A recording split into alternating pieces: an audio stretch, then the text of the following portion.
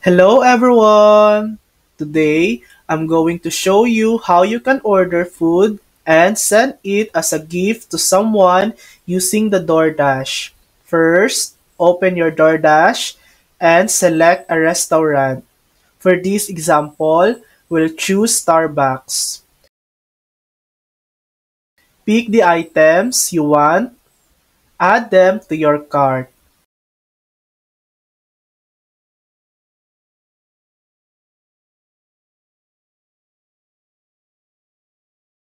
Go to your cart,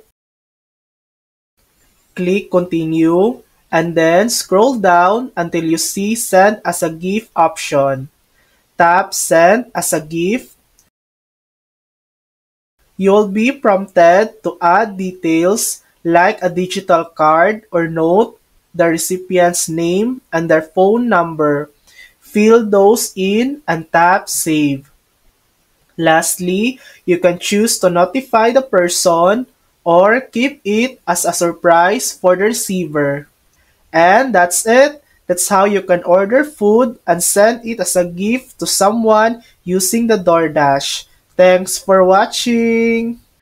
If this video helped you, please like and subscribe for more helpful tutorials.